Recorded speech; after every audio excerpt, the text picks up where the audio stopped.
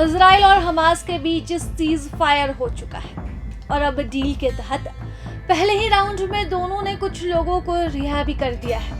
Hamas ने एक तरफ इजराइल के 3 बंधकों को रिहा किया तो वहीं इजराइल ने 90 कैदियों को छोड़ा है।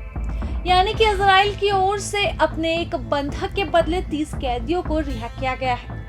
इस बीच इजराइल पहुंचे 3 बंधकों को हमास की ओर से दिए गए एक दर्दनाक गिफ्ट की भी चर्चा हो रही है।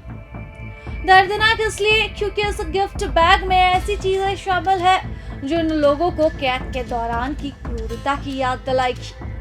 दरअसल इस गिफ्ट बैग में कुछ नहीं बल्कि आम तस्वीरें हैं जो हमास के लड़ाकों ने ली थी। ये तस्वीरें उनकी कैद के दौरान की ली हुई है, जिसमें किसी ने बदहवास दिख रही है तो कहीं रहम की भीख मांगते नजर आ रही है। हमास ने इजरायली बंधकों को सर्टिफिकेट भी जारी किया है। इन सर्टिफिकेट्स में अल अक्सा फ्लड ऑपरेशन लिखा है और अल काजिम ब्रिगेड लिखा है।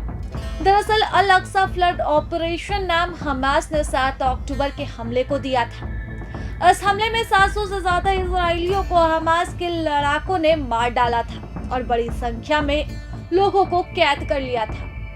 हमास ने इजराइल के तमाम बंधकों को कैद के दौरान ही क्रूरतापूर्वक मार डाला।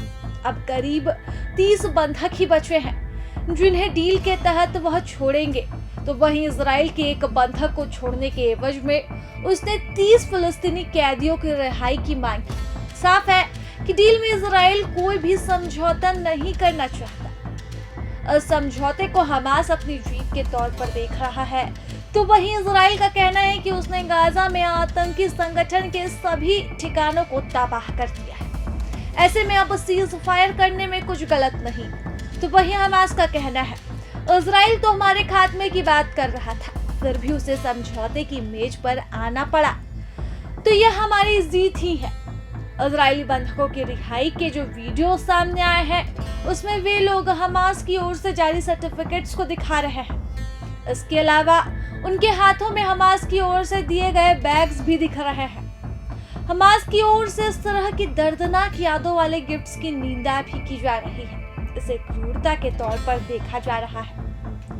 आपको बता दें, अमेरिका, कतर और मिस्र के प्रयासों से हमास और इजराइल के बीच 42 दिनों के लिए सीज फायर की डील हुई है। इस डील के तहत हर सप्ताह में 3 बंधकों को हमास छोड़ेगा, जबकि इजराइल की ओर से 90 कैदियों को रिहा किया जाएगा।